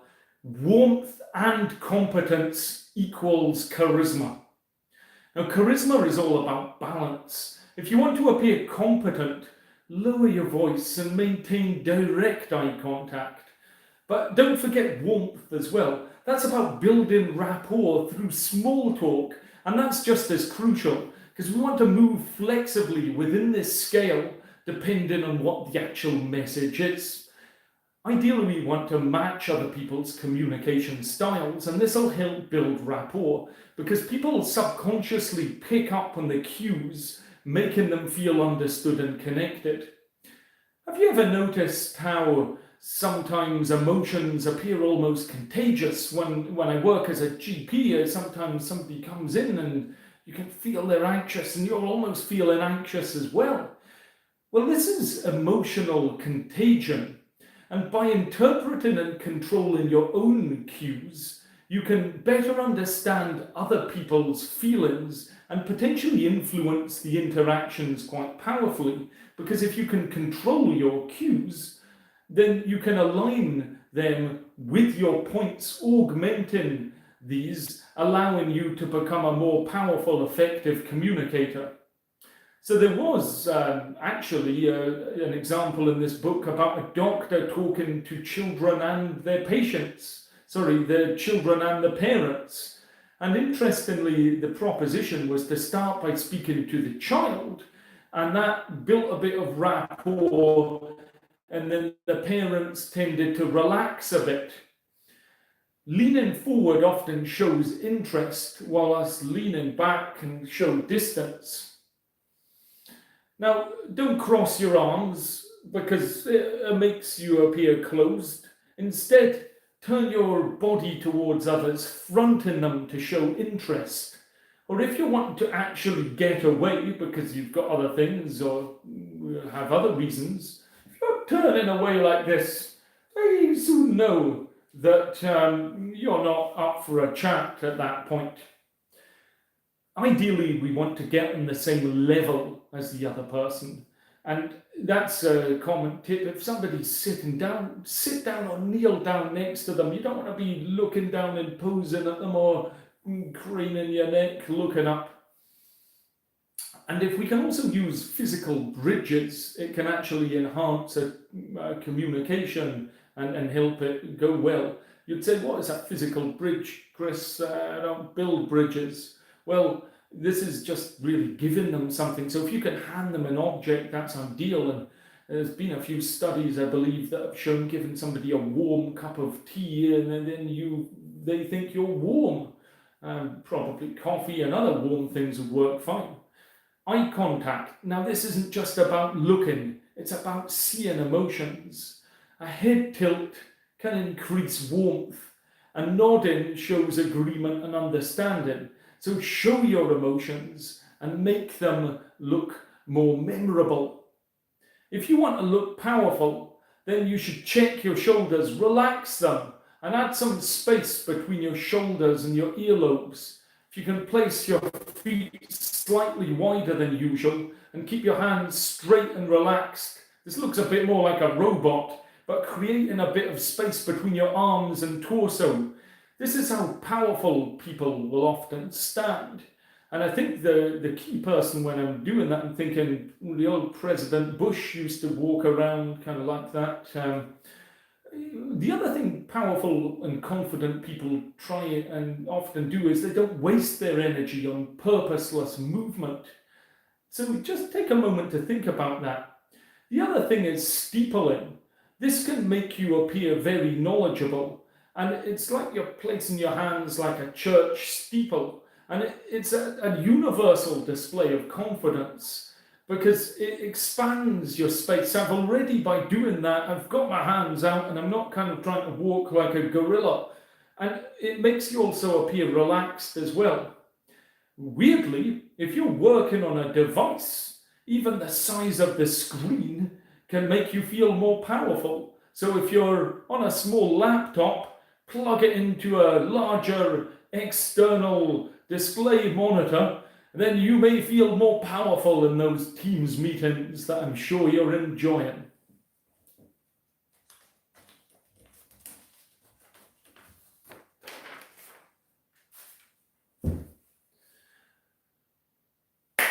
Remember the Nixon-Kennedy debate? Nixon in this had poor posture, nervous movements, and that contrasted with Kennedy's confident demeanor. In all honesty, I don't remember that either, but there's plenty of videos of this on YouTube. And Kennedy's purposeful movements made him look like a true leader, and he went on to win.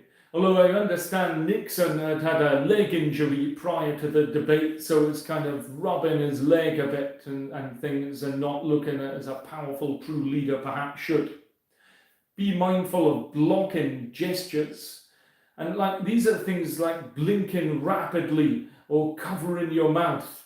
These can signal nervousness. And if you notice these cues in others, don't just think, oh, they look nervous. Think, oh, they may be unnerved. How can I soothe their anxiety by building some rapport? And remember, everybody is different. Everybody's calibrated differently. Some people prefer space. Others might just want a comforting word.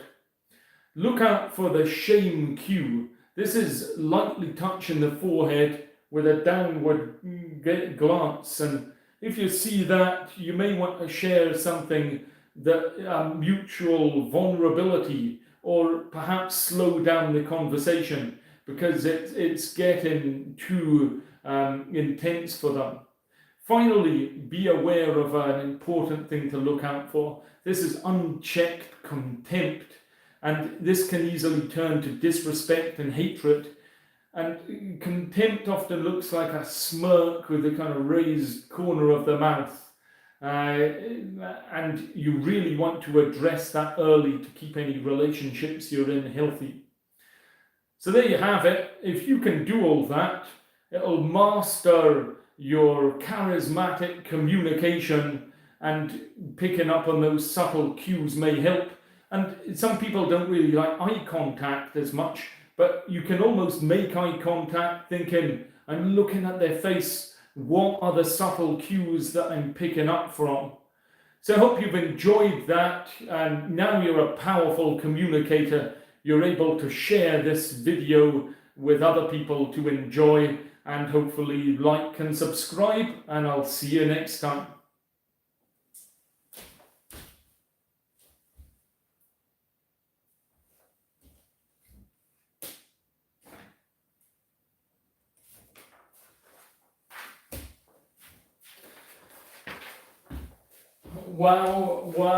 Wow. So that's 9 book summaries done back to back. I've got 21 tips to go. I've got 21 seconds to go. So my costume changes have run out, which is fine. I will go back to a previous costume change, but now it's at the end of the videos. I'll readily be able to identify which one it is. As I say, it's summer in Scotland, so that's probably long-sleeved jumper now. Now this next video I'm going to record is slightly different because I used ChatGPT for it and vidIQ. What vidIQ said to me was that this would perform really powerfully and well. High views, I think that's for my channel, not high views. 21 lessons for success, key takeaways from the hottest book review channel. So I'm obviously the hottest book reviewer, and therefore by default this is the hottest book review channel. And so I then made up I put what I thought was really valuable life lessons in, and then bunged it into ChatGPT and said, put this into 21 lessons, grouping them and categorizing them. Faffed about a bit, and I've come out with 6 different categories. So let's go. Let's just do this. Oh no, the thing is falling off again.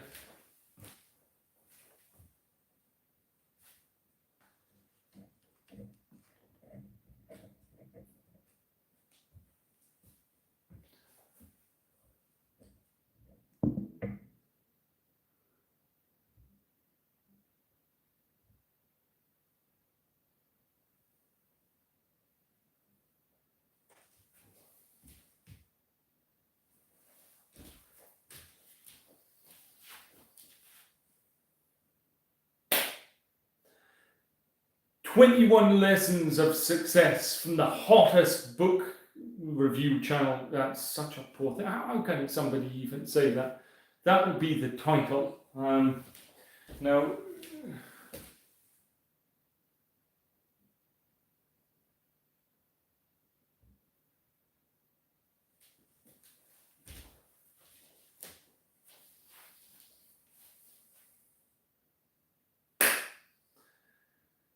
I've read loads of books. I'm going to give you the 21 key lessons from these. That's so poor, isn't it? Because it's broken into 6 categories, and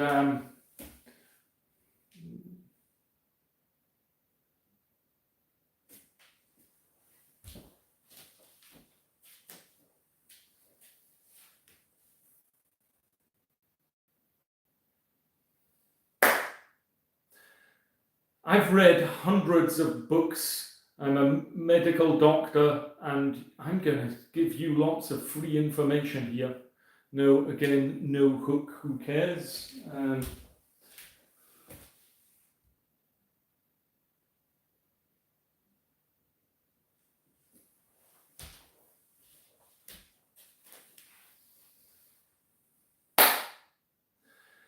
To help you get the most of your, almost getting there.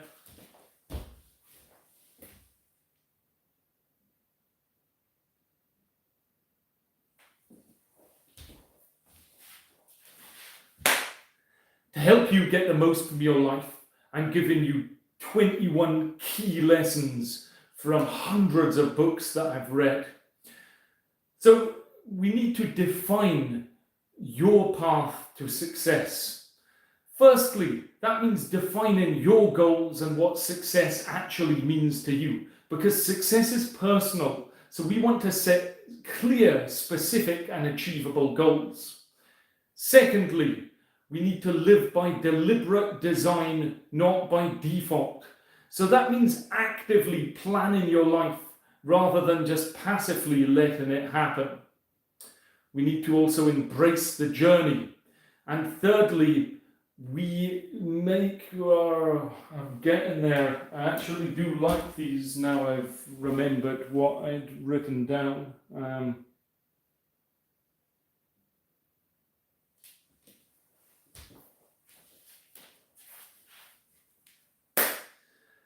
I've read hundreds of books, and I'm going to give you key points to help you get the most out of your life. Firstly, you need to define what No. We don't need to define. We need to do it well.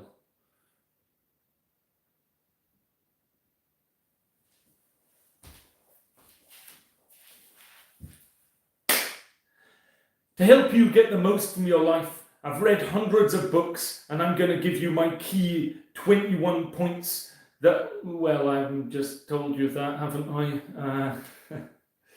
Right, I'm trying to think about this. See, I've kind of also broken them down in categories as well. 21 lessons for success. Okay.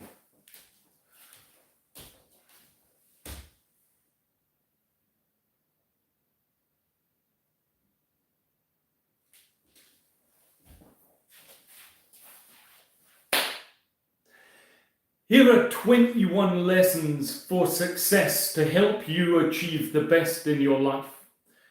We all need to define our own path to success. So firstly, define your goals. What does success actually mean to you? Because success, it's a personal thing. We need to set clear, specific, and achievable goals. Secondly, live by deliberate design, not by default. So we want to actively take a moment to plan our life, think, what are we going to do, rather than just passively doing things as they happen. We all need to embrace the journey of life. So thirdly, we need to make progress and not be afraid to fail. View failures as learning opportunities that will keep you moving forward. Fourthly, embrace the ups and downs as part of your personal growth. By enjoying the journey, we realize that when we fail, it's actually just purely part of character development in that roller coaster of life. Fifthly, celebrate every success. We need to acknowledge our own achievements and the achievements of others, no matter how small, because this will help you and achieve more. The next points relate to financial wisdom, and sixthly, spend less than what you earn. I know it's not the best tip, but if you can create a budget, or it's a great tip, it's not the best one you want to hear, but if you can create a budget and stick to it, you will avoid financial stress. Seventhly, when you earn more, do not spend more or take on further loans. As soon as you earn more, banks will say, great, we can lend you more. But don't do that. Keep your standard of living the same. The extra money that you get, you could save and get investments, and that will help you in the long term. Eighthly, plan for the future with smart financial moves. This is about optimizing tax savings, such as opting into a pension fund, having a rainy day fund, which ideally should be a sixth of your annual salary. Ninthly, don't buy depreciating assets on credit. We want to avoid debt on things that will lose value over time. The next points relate to personal development. And tenthly, think about what provides you with happiness. Then focus on those activities and those relationships that bring you true joy. 11th, think about how you'd like to be remembered, and then live in a way that aligns with your desired legacy. 12thly, forgive, but don't forget. Let go of grudges, but remember the lessons learned. 13th, listen to others with interest. If we can show genuine curiosity and empathy in conversations, we can gain a vast amount of knowledge and also gain friends. 14th, don't let your ego stop you from learning. We need to stay humble and open to new knowledge.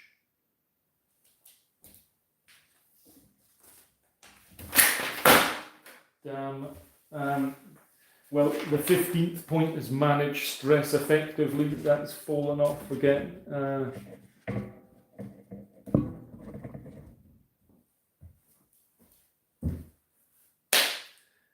15, manage stress effectively. When under pressure, breathe. Then think for a moment, how is the best way to respond?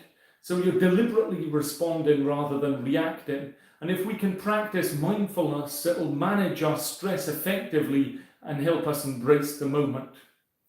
The next tips relate to social interactions. And 16 would be give people the benefit of the doubt to maintain positive relationships. If somebody does something, assume that they had good intentions or were simply acting with stupidity if they make an error. 17, focus on your own path and don't get sidetracked by others' opinions. You need to not be worried about what other people think. They're probably just thinking about themselves anyway.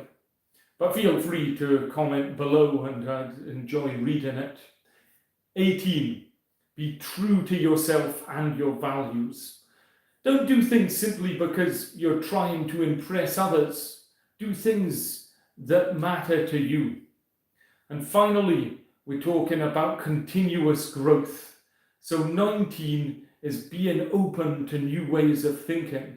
Embrace change and innovation.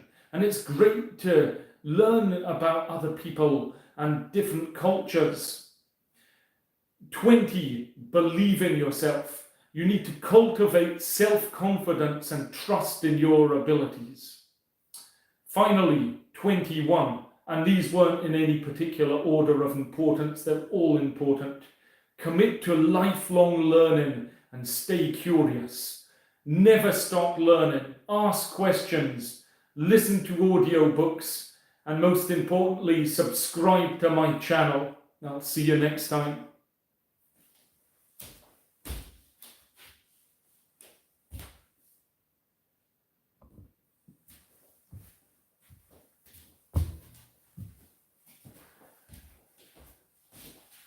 Wow. That was a marathon. 2 hours, over 2 hours doing these.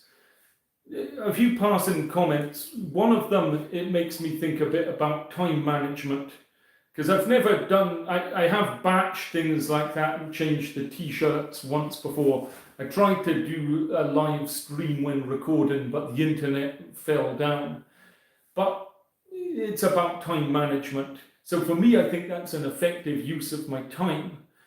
But what is surprising is I thought, well, that'll take about an hour, and it's taken 2 hours, and also the time setting up the cameras and things. But the reason I think that's interesting is because when you're given a deadline, or you're thinking, how long will a project take to complete? Often you need that contingency time, and it's worth thinking, do I just double what I think it'll do? And then that's a realistic time. I said I'd very briefly show you the setup here, so I will duly do so. Whoops. So I've got this microphone that I've been recording through going live that hopefully works. This is a Rode micro thing. I can't recall exactly what it is. It's a good microphone. I usually use it now for also if I'm using it as a webcam. I have got a better microphone. This is a shotgun microphone, which is pretty cool when it works. It has broken once and been replaced. It's then got some weird XLR cable or something. I've then got my phone. I've got a light here that's broken. I've got another light. I've got an iPhone that I've kindly borrowed. Just to go full behind the scenes, there's lots of stuff that's been moved out because I have just painted this wall. Mainly, I'm going to put cool pictures up as well. That one was generated by AI. It's really fascinating to do these things. I find it interesting to live stream. I've been live streaming a bit. If you spotted the decks, I'm doing that on Twitch, however, and wouldn't dare do it on YouTube. You'd get copyrighted right away for the music. But yeah, it's been interesting. And then I've got loads of scripts that I've talked through. So genuinely, thanks for watching. My aim is that these videos are actually useful to people. Interested in any feedback. As I say, I'm probably going to keep this on. It'll be up there, and I'll try and divide the book reviews so that people could just look for a particular book. To put things in perspective, sometimes editing takes a long time, and it can take, it's not kind of an hour or two. It can take a long time with those 9 things. That's a significant bit of resource to get edited to a great standard. So anyway, thank you so much for watching, and enjoy the rest of your weekend wherever you are in the world. And I will hope to see you next time. And if you've not subscribed already, you know what to do. Cheers.